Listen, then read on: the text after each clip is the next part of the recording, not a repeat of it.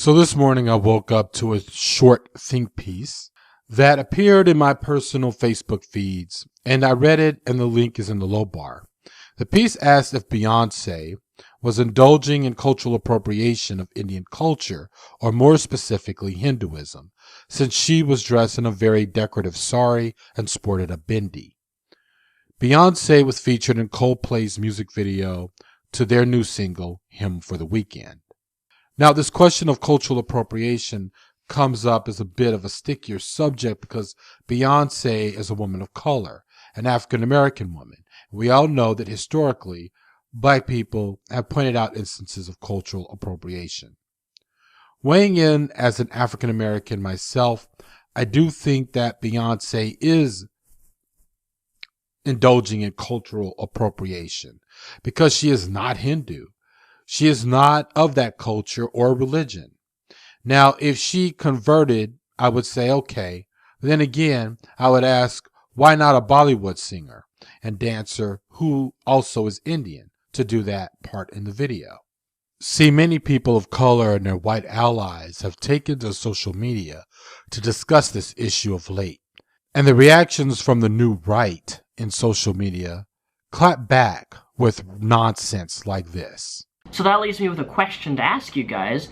What about the kids who are different skin color? Does someone with darker skin, are they still not allowed to dress certain costumes because it is culturally insensitive?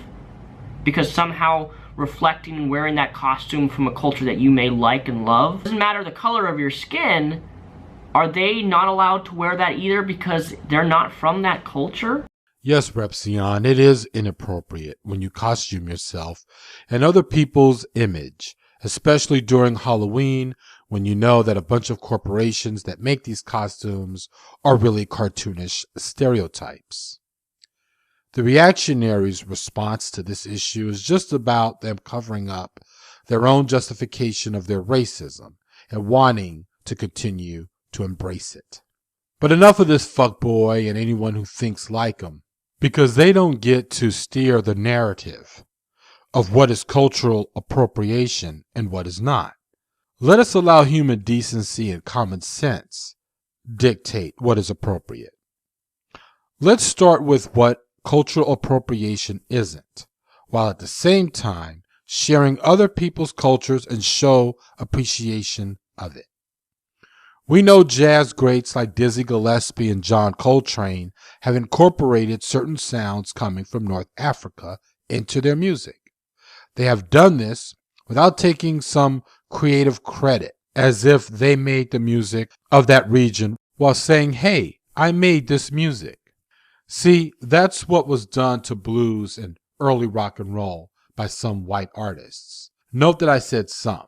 For instance, Elvis came out of nowhere thinking and pretending as if he was the inventor of rock and roll and therefore he was crowned the king of it. Meanwhile, Jerry Lee Lewis had always credited where he learned blues and therefore learning rock and roll, or what would later on become rock and roll. There's a difference. If you give credit to a culture or country as to your artistic expression, then it's fine. One of my favorite rock albums is The Porcupine by Echo and the Bunnymen. And while it was, the most part, a rock album, they collaborated with artists who played the instruments of traditional music, mainly coming out of India and mixing in with stuff that came out of North Africa and the Middle East. And it was incorporated into Echo's music. It made it totally different altogether, and that's what was so great about it. You can say the same for innovative hip-hop artists who will incorporate Bhangra into their songs, but they are not trying to lift whole songs without giving proper credit. When chefs might fuse one culture with another, it is not appropriation, but being innovative.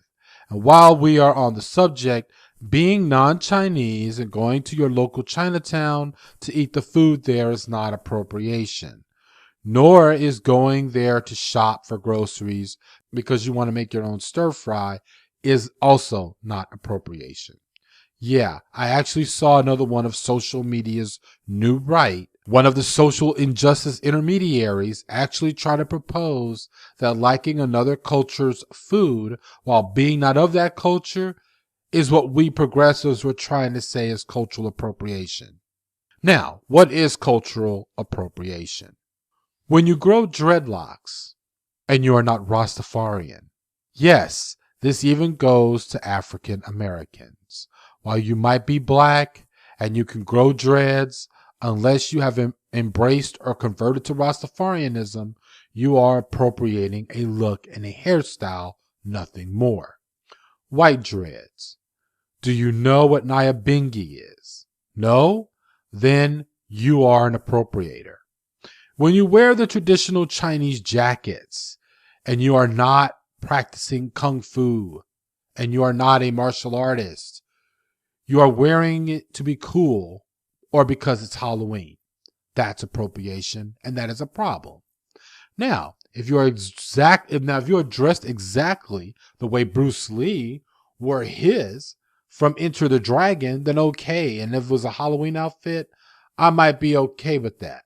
But it had better be obvious. When our 16-year-old was like 7, she went as a Bollywood star for Halloween. Now, we wanted to make sure this was not some cartoonish representation and that she was not wearing somebody's culture as a prop. So we made sure she looked as, as glamorous as an actress would. And that she was not saying, hey, I'm an Indian person. So when people asked, she was a Bollywood star. She was an African-American Bollywood star, to be more precise. And don't get me started on how Native Americans have been made into being costumes. I've seen white folks and black people too make complete fools of themselves in videos of real powwows on people's reservations by walking up in there doing dance moves clearly from movies and cartoons and shit and dressed in cartoon jewelry. Appropriation. But if they say are taken in by a community and truly living as one of those people and educated by them, well, depending on if those people truly adopt them, then I'll say it's okay, I guess. Finally, ignore all videos and unthink pieces by the likes of Mr. Repsion or any other of these fuckboys of social media's new right. Their point of view has always been their worldview. And as history shows when it comes to the Western civilization, their worldview has been part of our education, and it's time for that to end. It's time for them to be made obsolete. They have no validity in being the arbiters of cultural appropriation as long as they embrace white supremacy. This is the Garage Autonomist.